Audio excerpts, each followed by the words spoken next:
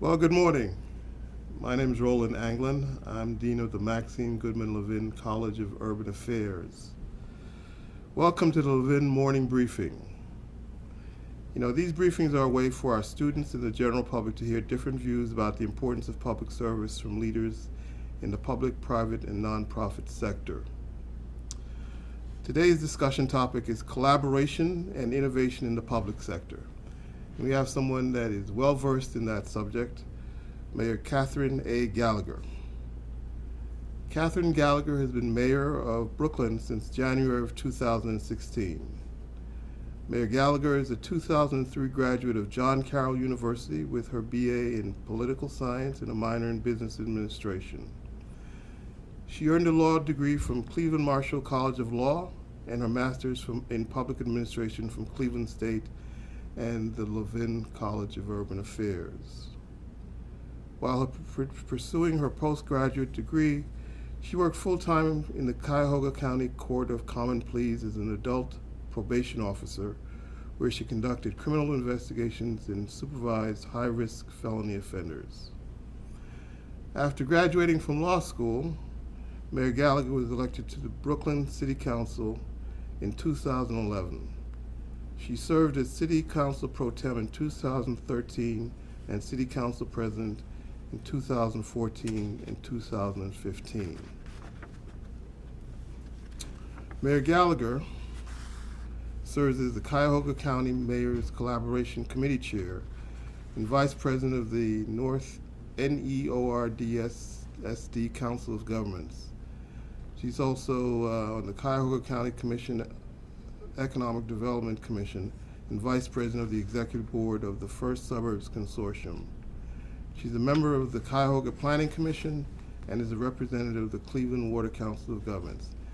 Before we start, I gotta say, Mayor Gallagher, I am from Brooklyn, New York, and I can't get over Brooklyn, Ohio, and Brooklyn, New York. So sometimes I'll probably go from one to the other. And we get phone calls You a do? lot for people looking for Brooklyn, New York government officials. They just Google Brooklyn, and they find and they don't notice it's Ohio, and they call up, and we have to go, wait a second, are you calling for New York? And they're like, yeah, we're okay, and we direct them to the right place. Well, very good. So I'm not off base. Well, thank you for coming today, and we have Thank you for having me. We have a number of questions. First of all, how did you get into public service, and how did you end up in public or elected office? I think my story is a lot similar to a lot of people in my office and in public service in general. I grew up around it. Both of my parents were in public service. My mom worked in the court, and my dad was a firefighter, and they were very involved in politics. I could just remember, even being small, campaigning for people, walking in parades, blowing up balloons. They're very civic-minded, and they just impressed upon me if you need to be part of the solution, otherwise you're part of the problem. So it's just something that I think I just saw my entire life. My mom served on city council for 16 years, and Wow. I witnessed it, and I just wanted to make a difference in my community. And so that's the path I took. I distinctly remember after law school and having a conversation with my husband of really what direction to go. And he just said, you could practice law anytime. But he said, your passion is towards your community and towards working for your community. He's like, you have to try this. You have to see if this evolves into anything that you want to stay in before you go down this other road. So I really kind of attribute to him, going down and running for mayor. Indeed. Mm-hmm. So I think I understand what mayors do, but from your vantage point in your municipality, what does a mayor do? What does a mayor do? Mayor wears a lot of hats. So clearly, if you were talking to a set of students, I'm the executive branch. Yes. But beyond that, there's just so many decisions that need to be made in a day. So you see it as a resident of a community. You want your trash picked up, you want the police to respond, you want the fire to respond. That's typically that local government, but there has to be someone managing all that at all times. and really looking towards the future and making sure that the community's needs are met in different aspects. So that's how I see my role, is not only to run the day-to-day, but also look forward and look how my community's progressing, whether it's in economic development, make sure the bills are paid and we have those sources and we continue to grow and evolve. Indeed. What's the hardest part of your job? It's that shift in decision making. So my job is to make timely and effective decisions, and some of those decisions are immediate. They're day-to-day decisions, but I can't lose sight of those long-term planning, because if I lose sight of that, I'm not going to progress. And a lot of the people that come to my office want those immediate decisions for their immediate need. And you could get pulled down by that very quickly and lose sight of the long-term planning. So I try to best meet both needs and make sure I'm always taking a break to sort of look at, okay, what's going on this year, what's going on the next 5 years, what's going on the next 10 years. Now, Brooklyn is considered a first suburb. What is a first suburb? A first ring suburb is a suburb that is pre-1960s and that is generally located right next to the central city, so in this case, Cleveland. Brooklyn is surrounded by Cleveland on 3 sides. It has housing stock that is primarily built in the 1950s, and that's typical of a first-ring suburb in our region and everywhere. And have you noticed a demographic trend towards folks coming into your first suburb? So, we've had a shift in demographics. We've, according to the new census, we have one of the highest foreign-born population in the state of Ohio. And then we have a fast-paced growing Hispanic population. So I think, Brooklyn, like this entire region, is built of immigrants. And so we're seeing this paradigm shift, and people are moving out, but there's also people moving in. The people who are living in the suburbs but want to come back to the city and more urban environment. So I think it changes, and we're seeing sort of these wave of changes, but right now we are having a fast-paced Hispanic population and foreign-born population, which I find just very interesting. Now, you made a point of participating in regional dialogues and sitting on councils that encourage cooperation with the surrounding suburbs and Cleveland. Why is that? Usually municipalities want to do it alone, but you've chosen not to. Why is that?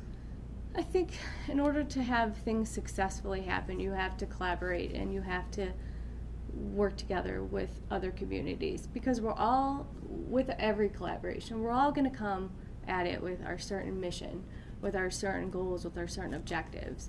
But in order for it to be sustainable, you have to work together and make sure that whatever program is, it's good for everybody, not just good for some. That's just my viewpoint. And tell us about effective collaborations that you have been involved with or know of. So First Ring Suburbs is a group that has a lot of effective collaboration. One instance right now is they're working on updating zoning for single family. So this is not an immediate Brooklyn problem. I explained what Brooklyn is at the first suburbs. We're a built-out community, and with that comes a lot of struggles.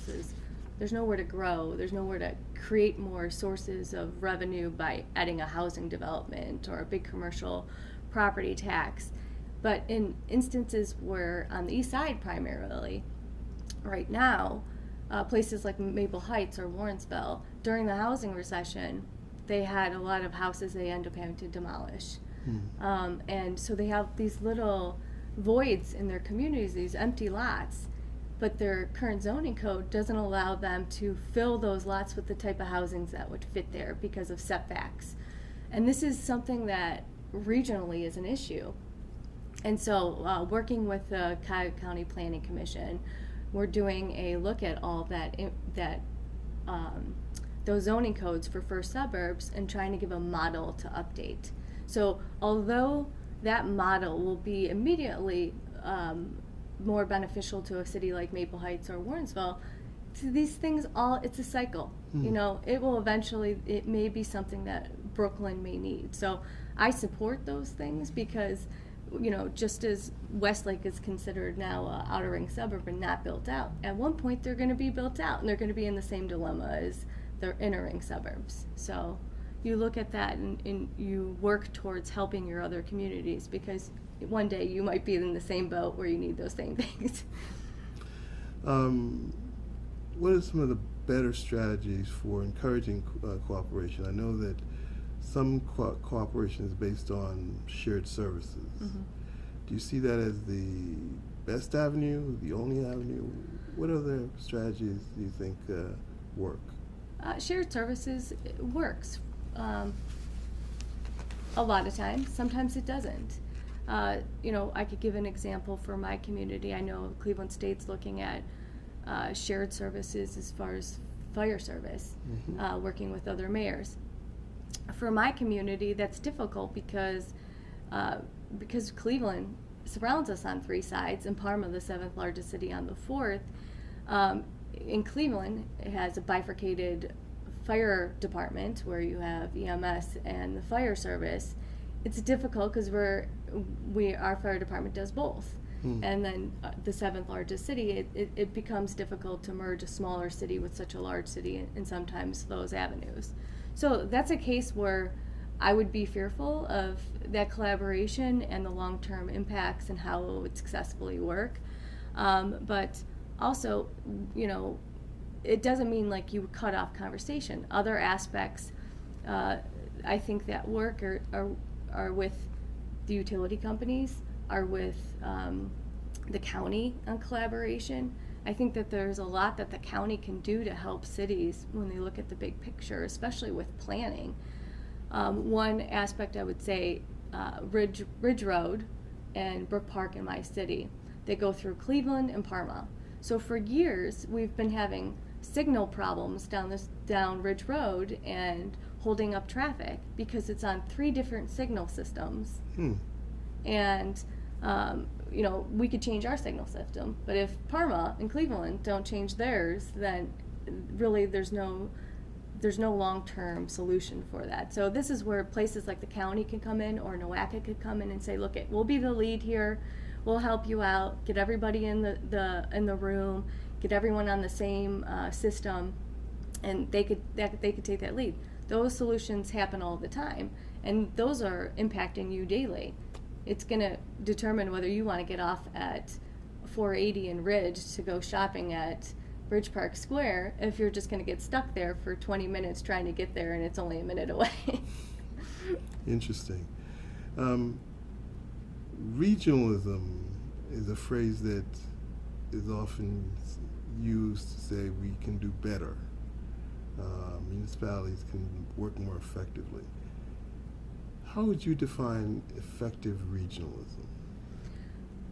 Effective regionalism, I would say, is where, you know, your core mission is met, and whether that's improving the quality of life for your community, for your region, while also making it something that is sustainable. And I know I've said that again, but if you have no way to pay for it, if you have no way to keep it up, what was the point of putting all that work in for that one project? So that's what I would say, and I think that that's a goal that you'll talk to any mayor about, is they want the quality of life for their residents and for this area. I know I'm a big advocate for Cleveland's quality of life, because what happens in Cleveland impacts us. What happens in Cleveland impacts people moving to this region. When I go on vacation, I don't say I'm from Brooklyn because they're going to think I'm from Brooklyn, New York. I go, I'm from Cleveland. So I'm proud to say that I'm from Cleveland, and I think that making sure that Cleveland's core services are taken care of impacts all of us too. Okay. I don't think I can get away without asking you a question about COVID and its long-term ramifications for municipalities. We were talking about this before we started. Now that workers have to work remotely, how is that affecting your municipality? So we've seen a decline in income tax revenue. We're starting to stable out from it. Long term, it's sort of wait and see of what businesses will do. We've heard from businesses that their model is going to change permanently. Mm-hmm. We've heard from businesses that COVID was a really good opportunity for them to look at their organization, streamline, and improve their process. And we've seen businesses that COVID was just the one thing that they couldn't make it through. So I think that helping small businesses get past it is one aspect, but some of our larger businesses have seen growth and opportunity and kind of reevaluating what they're doing. But not only with COVID, I mean, we have a lot of things going on. We have inflation, we have labor shortages right now. We have a huge baby boomer population that is on the brink of retirement, and we don't have that replacement yet.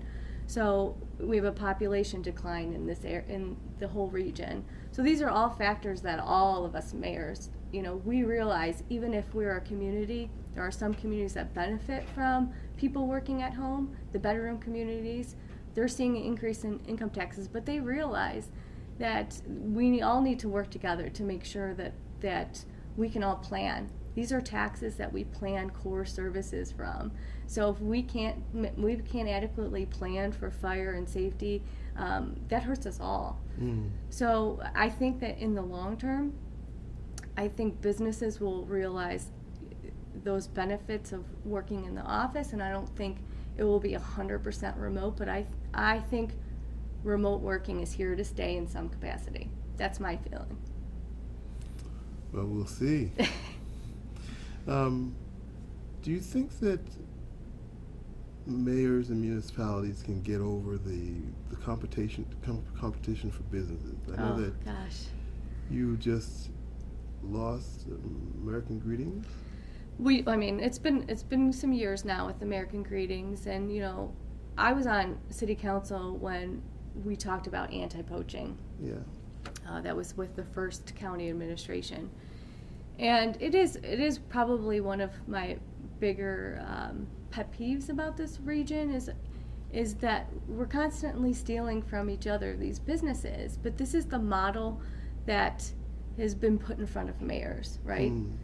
I need to function like that because I need to fill the vacancies. Sure. And there's no system in place that's stopping that right now. I do think we need to do a better job regionally about that conversation. I think when we're touting business numbers, and if Westlake is just gaining from Brooklyn's loss, and vice versa, we're, as a region, where are we? Yeah, there's no net gain. There's no net gain. So it's something I think we need to do a better job of, and I'm hopeful eventually we'll get there. But I agree with you. I think that long term this needs to be something when the county's looking at things, Team NEO's looking at things, Jobs Ohio, that needs to be in the calculation. What's the net gain? Now, I understand that innovation is a hallmark word for you.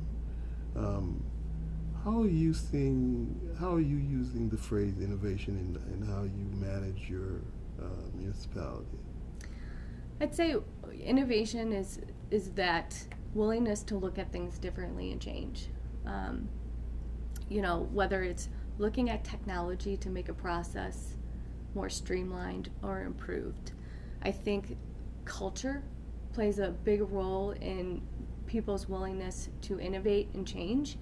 I think in government primarily, there's some hesitation. And whether that is, if you fail, you're going to be on social media and be ridiculed about a project that didn't work out, or if you fail, people are like, you did that wrong. I think failure should more be about, did you learn from it? Yes. Was it an opportunity for growth? I say to my staff all the time, try a project, try a program. The worst that can happen is it didn't work, right? But what could happen if it works? You have this terrific new program or this terrific new opportunity to provide residents something they didn't have before. So we internally have tried things, they haven't worked. And that's okay. I think people need to be okay with that attempt at trying something and failing, because that's life, right? It is. But I'm curious, you mentioned social media. Can you fail fast and often in this new world of social media? Oh, yeah. I mean, social media. Anybody can say anything, and it doesn't actually have to be true or factual.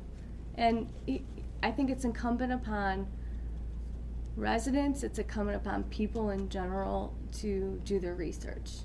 Anything we read, whether it's in the media, whether it's on social media, I think there has to be more questions asked.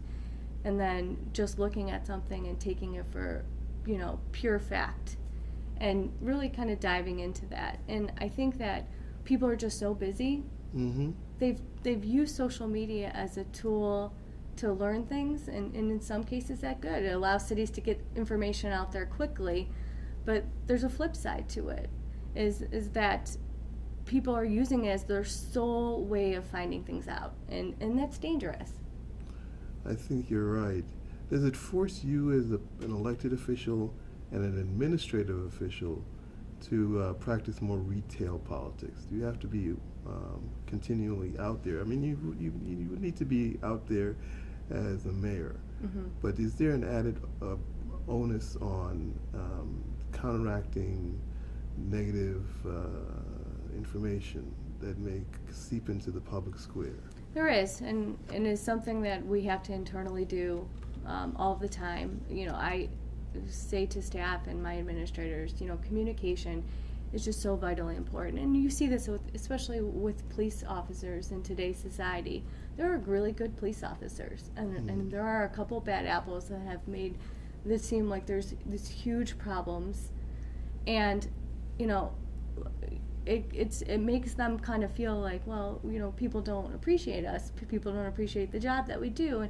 And you have to say, no, there are a lot of people that don't appreciate it. They don't appreciate some of these instances that happen, but there are people who appreciate the job that you do. And so as they learn how to communicate with the public, it is exactly how we have to function. You have to show people the positives too.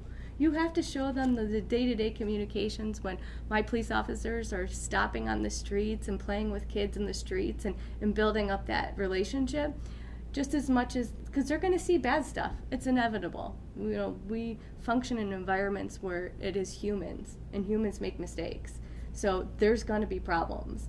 And so there's going to be those bad things, but we have to counteract that with all the good things that are going on, and people have to see those good things. So that PR piece, that communication piece for residents to see, those 5 good things to that one bad thing is important, and especially in my job as well.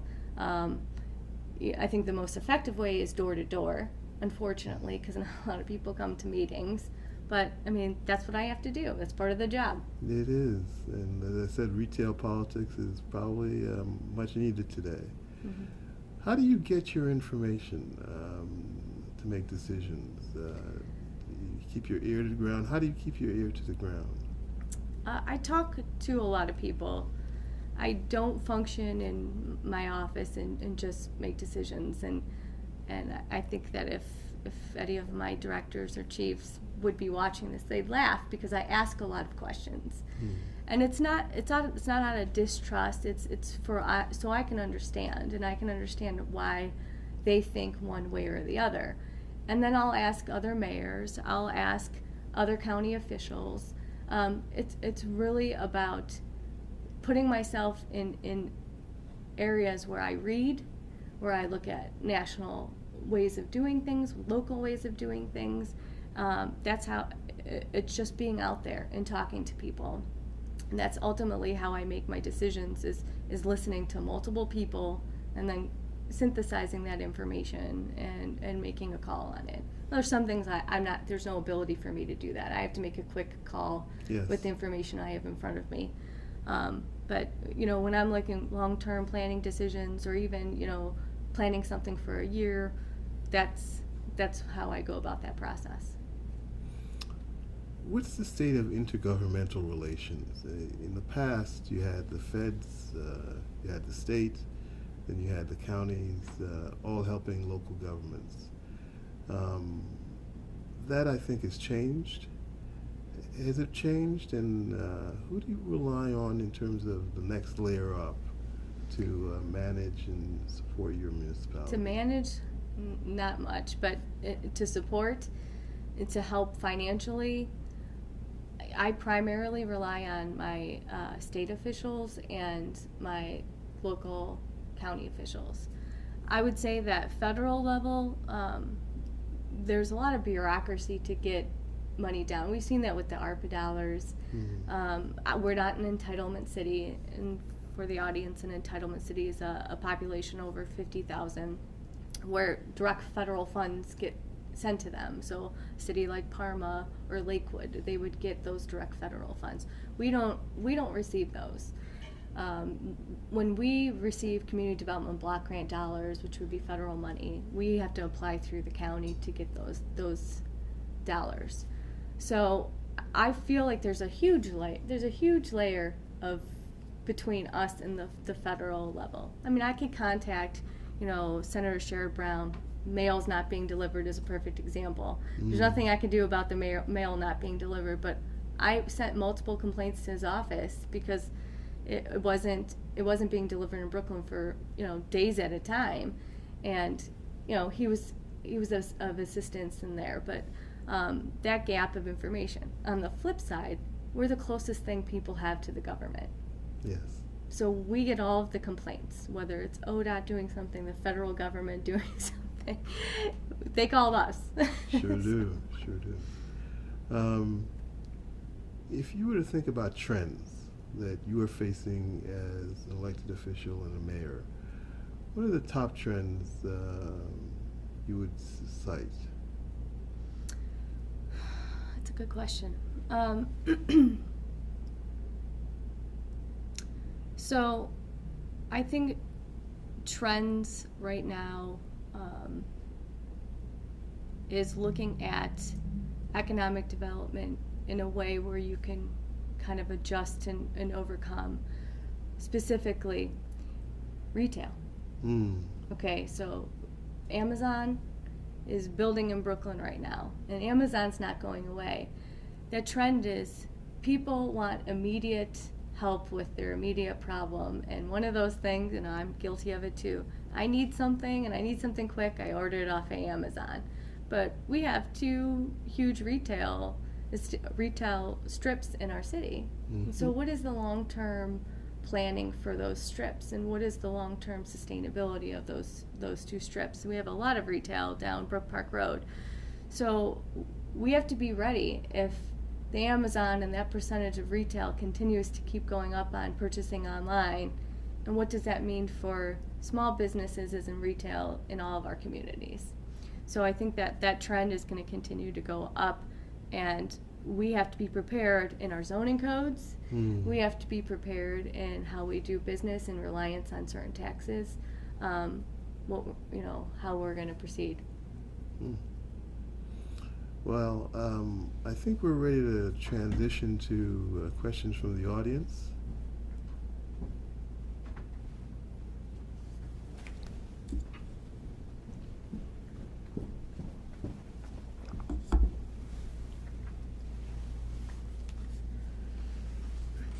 Mayor Gallagher, the first question is, do you have any words of advice specifically for women who are considered participating or want to participate in public service? Yes, don't let anything hold you back. I started off by saying, my husband was the push to get me into running for mayor. And I say to women all the time, I was pregnant when I was mayor. And a lot of people were like, wow. And there was some pushback when I was going door to door, running for mayor the first time. I had, someone say to me, what are you going to do with your kids? If you're mayor, who's going to take care of your kids? And so really kind of adjusting to that mindset. It's changing. but don't let people hold you back. Some of the people that I respect most in this county are women. They're women mayors. They've done tremendous jobs with their communities. Mm-hmm. And I would say that women should put themselves at the table because they deserve to represent their communities and they deserve to have their place at the table, and don't let people stop them. What about leadership programs for women? Is that a factor or helpmate in your ascendancy to? So, yes, I think my proactive way of reaching out to other women mayors before making the decision to run and sitting down with them and hearing the good, the bad, and the ugly. And just going into there with my eyes wide open. I think that's important. I know that I personally have helped women because I know as a woman myself, there are hesitations that you just have. They always say that men come into interviews and they think that they are best qualified even if their resume is not. And women will look at their resumes and say, oh, but I'm missing this bullet point and I'm missing this one. I don't know if I'm right for the job. And women just need to just go in there and go in there with confidence and try. Again, Sure. Try. What's the worst that can happen? You don't get the job. You don't get elected. I mean, you move on. This is a question I get. I think it's unfair to ask, but I think it's an important question. Mm-hmm. Do you see differences in leadership styles from male elected officials and Wow. female? I do. I definitely do. I think it's important to point out because styles are different, and some have their positive virtues and some don't. But I think we all, in general, whether women or men, have our different leadership styles. yeah. I think women tend to come at things with more of a global, empathetic view in general. And I'm not saying there's no men that do that. I Absolutely. think I just think that women see a little bit more of maybe that senior and really kind of fearing that, oh, well, they want to. I'll give you a perfect example. So I just wrote a grant for aging in place for the county, for our community development supplemental grant. And those things worry me. If I see the state of Ohio that the only sector in the population that saw more poverty is seniors, and I have a high senior population in my community, and I see that they want to continue to live in their homes as long as possible, like that's a priority for me. That's gonna be data. And I'm not saying a man wouldn't see that, but I think that those day-to-day things, they bother us a little bit more, and they say, we just want to make sure people are taken care of, and that we see that are our neighbors, that we go next door and shake their hands and say, how are you doing today, or do you need anything? Sure. That should be lifted up. So let's get another question from the audience.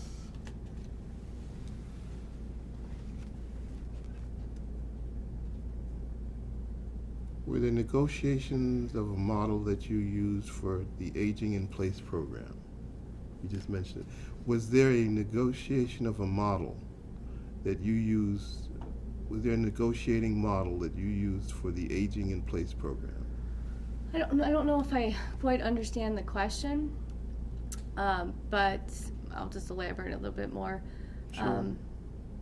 So AARP puts out livability scores for communities, and reading some of that data, Brooklyn needed improvement on those livability. In our master plan, it was called out that we need to create programs to make sure that we have universal design elements in our homes, and then we assist residents to do that. Some of those models is those feedback that you hear from actual data and from our residents, that it's important to them. So determining whether the structure of a grant program, typically, what we do is we make sure people are paid up on their taxes. If I'm going to take county grant money, I can't say you could be behind on your property taxes, because that should be the priority first, is paying taxes. or home ownership is one of those things, and just making sure that people who are needed the most get those. So we factor in higher points for 300% and above poverty level, or below poverty level, and then we factor more points for veterans. So I don't know if I'm answering the question, because I'm sure you are. I'm sure you are. But it now makes me curious. Tell us more about the Aging in Place program by itself, and how did you come to focus on aging? Because of the demographics? Yeah, the census demographics. We, if you look at Center for Community Solutions, just came out with data, and all first-ring suburbs have seen a growth in senior population, and I think that has primarily to do with our housing stock. You know, we're a housing stock of ranches and bungalows. Those are the perfect houses for seniors to continue living in. They're not typically going up and down steps. And so we have to embrace what we are as communities and allow for them to continue to live there. So just looking at all of those factors, whether it's census data, whether it is the current poverty rates, looking at our housing stock and what we have versus other communities that don't have, I think all those factors you have to take into play and say, this fits our community. This is what we need. And knowing that, again, I mentioned this before, we have a huge baby boomer population. We're going to be the first time in the history of the United States where there's going to be more older people than younger people. And so, I mean, that's clear of we have to give resources to meet the current needs, and that's a current need. I'm curious, you see trends toward investors buying properties in cities like Cleveland and across the nation. Is that starting to hit the first suburbs, or no? Some. In our community, it's not as prevalent, but if I go just 500 feet into Old Brooklyn, there's a hot spot. And it's something that we need to watch out for. We need to make sure that we have codes, and we need to make sure we have monitoring to make sure our properties are a high value and they don't sit there. That the investor, you know, if they are going to invest, it's fine, but that they flip the house, they sell it to a homeowner, they're doing a high quality renting, and they're not letting that particular house go by the wayside, because that impacts the entire neighborhood. That impacts the neighbors who will call and say, hey, it's not fair for us to live next to this property that's deteriorating, and it's not. Or, you know, just prior to the Aging in Place program, we were doing exterior grant.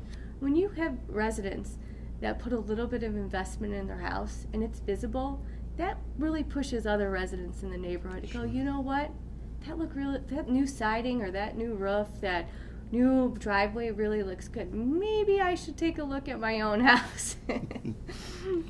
I'm curious, do you have the infrastructure to help senior citizens refurbish their homes? So with the exterior grant program, a lot of our senior citizens were taking advantage of that. They were falling into that category. And so we've tried with grant dollars specifically to help people that are in need, that maybe have some code violations. And it's not that they didn't want to fix it. And we take them to court, say we take them to court, which we don't. You take them to court, what is that going to solve? Yes. Now they have another fee on top of the fact that they have to make this improvement. So no, creating those solutions. So, okay, they just can't afford it. It's not that they don't want to make that repair. It's they can't afford it. So, you know, that little extra, you know, dollar amount to help them cross that line. Indeed.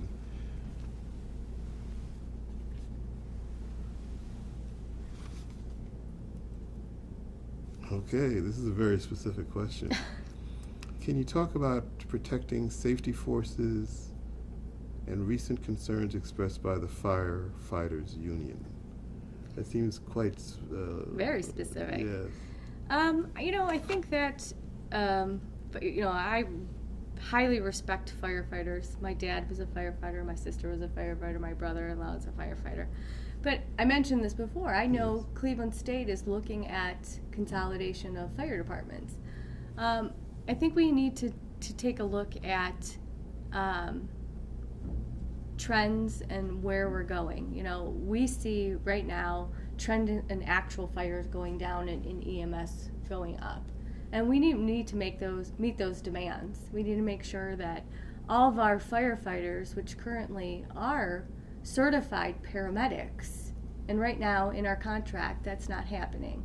So, you know, you see these trends up. Why would we not make sure our core service that's coming out of that department, everyone does, everyone participates, and we see that core difference. So I think that labor shortages have played a role in some of what firefighters are complaining about right now. We're seeing less and less people taking fire and police tests.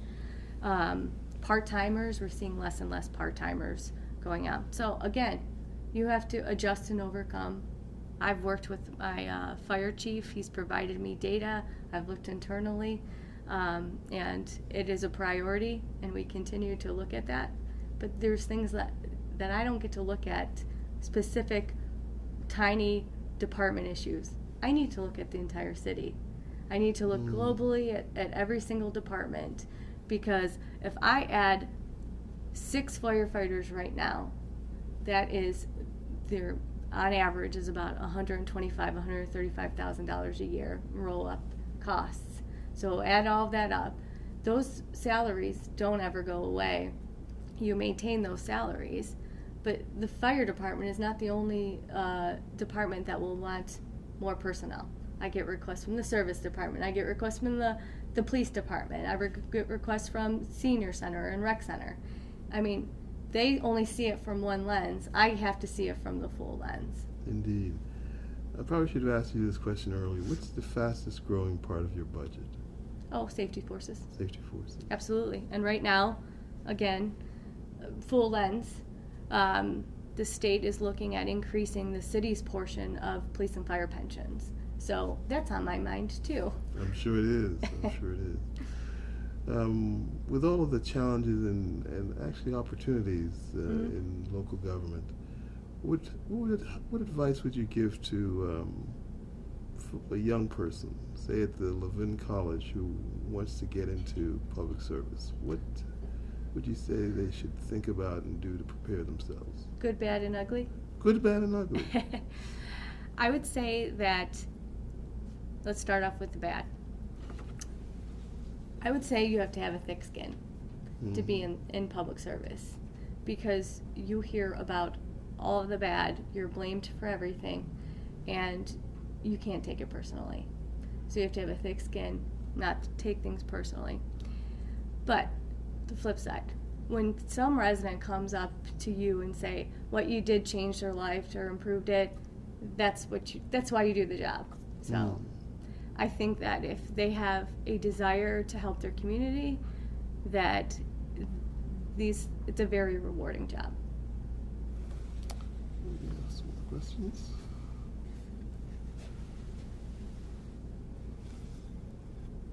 This is a good one. Could you talk more about your role as chair of the Mayors and Managers Association? Oh, for regional collaboration, Yes. I'm guessing. Yes. So we've done a lot of events with multiple organizations throughout the region as chair, and I think that you asked about collaboration. One of the first events we did was about building trust. So we've seen a lot of leadership change in this region, and there had been a lot of different avenues. People were going for the same topic, whether that's population growth, whether that's economic development, whether that's infrastructure improvement. You know, NOACA was doing one thing, ODOT was doing another thing, county was doing another thing. Really getting everybody in the room and saying, look at, what can we do better? What can we do working together? You all have your own mission, you all have your own goals, but how about you work on this in tandem with this, and we could get farther if we're planning together. And I'll tell you, I've seen a lot of change over since I've started as mayor on the willingness to collaborate. I think the leadership change currently was a good thing. I think it's for the first time when they made capital requests where, you know, the city of Cleveland, the county, Greater Cleveland Partnership actually got in a room together and they said, these are our projects, and we all signed off on these projects, and we think that they're important to this region. That's what needs to happen.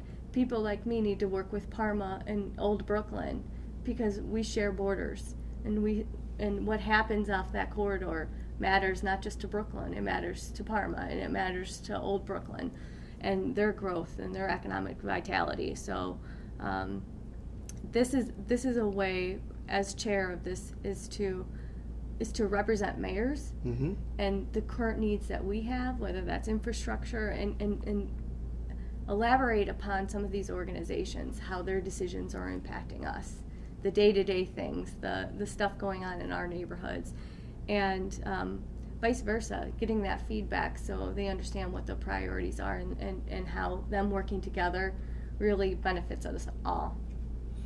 Well, it begs the question, what are the important planning organizations, the consequential planning organizations that you as the mayor have to be part of, or at least effectuate voice? You mentioned GCP, you mentioned NOACA.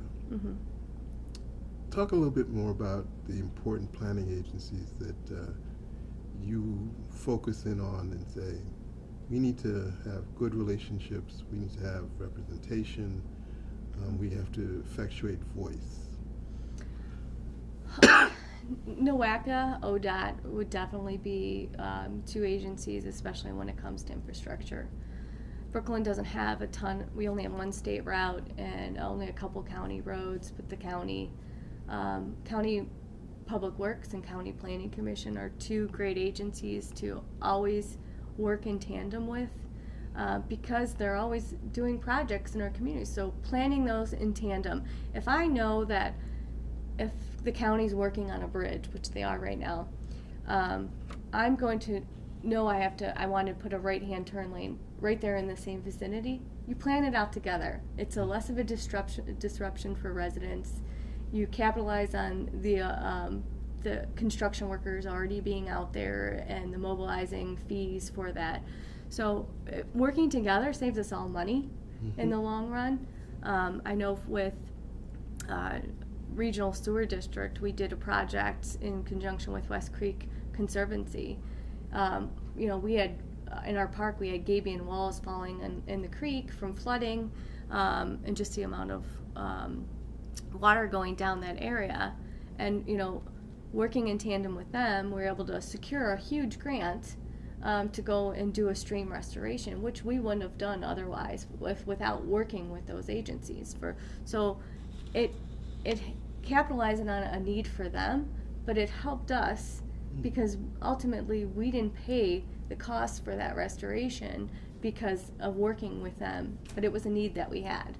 So just with all of our regional organizations, just being present at the table, making sure they know your needs, making sure that your community is representative, it pays off in dividends. Great.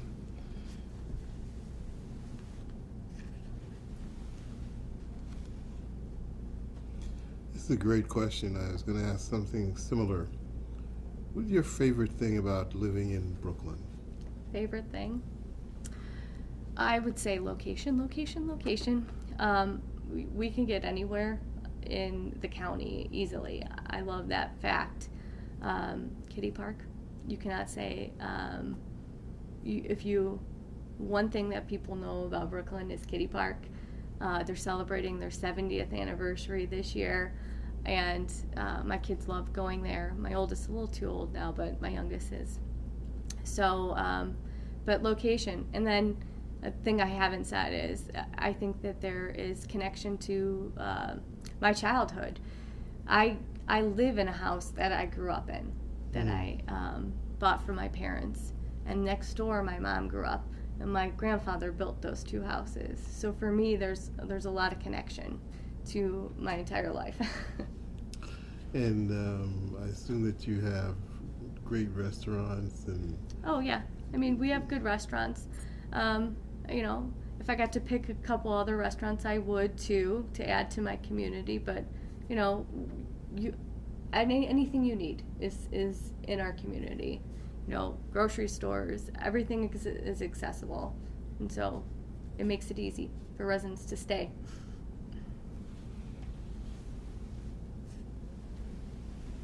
Next question. Do you do anything regularly to continue the development of your leadership skills? That's a good question. I do. So internally, we do upper management training and mid-level management training for all of our staff. That wasn't done before, and I think it's important. Things change. Currently, I'm in a public manager's class with Cleveland State, actually. Mm-hmm. And it's a good reminder. It's been years since I went through Levin for my MPA, and things change. Sure do. And I think that in order for you to stay on top of things, to make sure that you're continuing to look at the big picture, we just went through a strategic management class. Although I have a strategic plan, going through a public management class and specifically talking about strategic management, I said to myself, you know what? That professor was right. I'm missing a communication plan that goes with the strategic plan. And it helps you catch voids that you have, because we're always going to have them. We're in the state of constant improvement. And that's not only for our organization. I think people need to think about that for themselves as well. And that's how I don't just push that out to staff. I take that literally, and I want to be in a state of constant improvement. I'm curious. This is a question of modeling. Mm-hmm. Do you have a favorite elected or public official that you sort of say, what would that person do in this instance? I do not. I would say that there are pieces and parts of a lot of public officials that I like, that mm-hmm. I feel are good models in certain areas. I tend to be a person that looks at facts and figures and things a lot, but there are some just really dynamic personalities that just draw you in, right? And I sometimes wish I could be like that dynamic personality that just draws people in. It just might be my makeup, but I think you do a pretty good job, man. Well, thank you. But I think of a couple public officials, and I'm like, you know what? You want to listen to them. I mean, the way that they present, it's captivating. And then I think of a lot of people just who, I think grit would be a good word for it. I think Annette Blackwell of Maple Heights, she's somebody I would say has grit, right? Mm-hmm. She came in with a lot of problems, and Indeed. And she just has that grit, right? She's not going to give up. She's going to keep going, and she's going to keep pushing, so. Yeah. Let's get a couple more questions before we end. Can you talk about the DEI, diversity, equity, and inclusion efforts within the city? So, our diversity and equity inclusion is probably not been as great as we should be in the city right now. There's nothing that we do that would stop equity and inclusion. We go through training. Every 2 years we go through harassment, discrimination, and really inclusiveness training with staff. I think that's important to never lose sight of.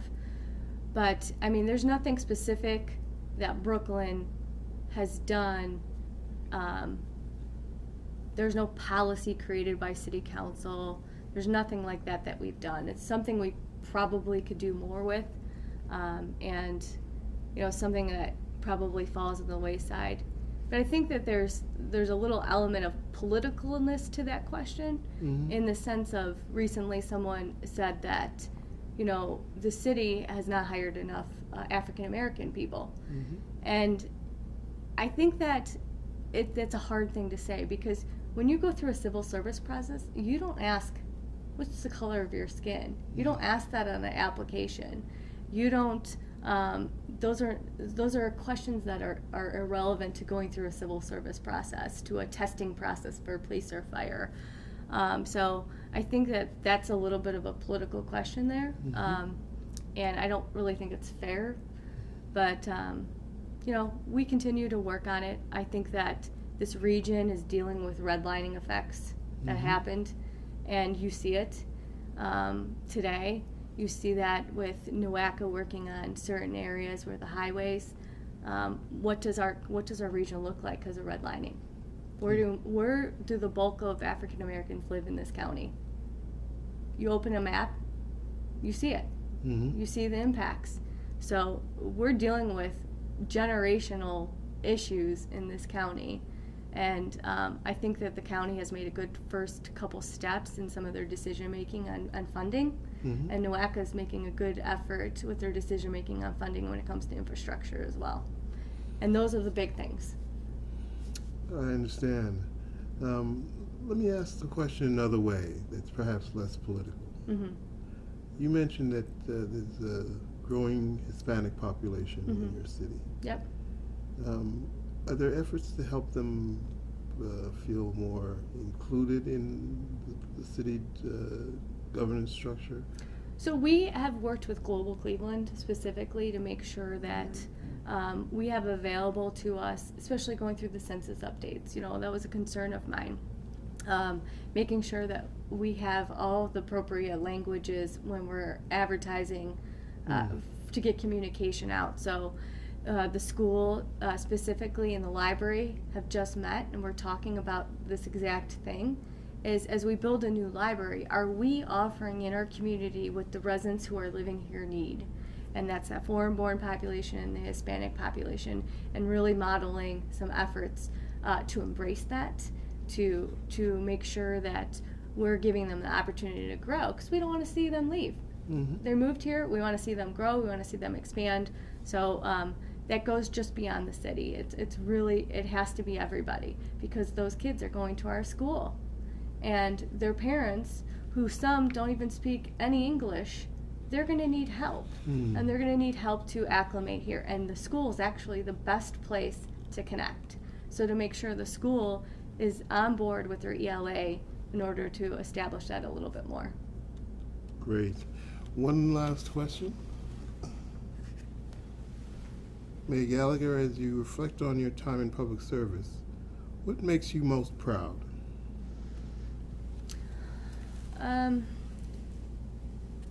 I would say the thing that makes me most proud is coming out of Brooklyn, coming out of that floating stage, right?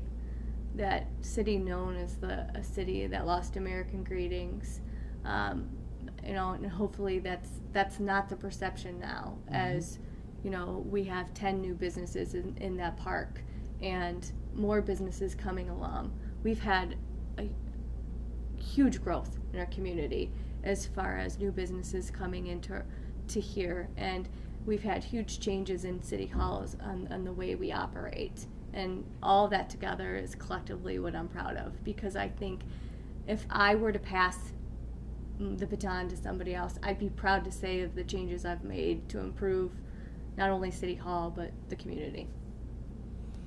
Wonderful answer. Mayor Katherine A. Gallagher, thank you so much for sitting down and talking to us today and briefing us on what you're doing and accomplishing.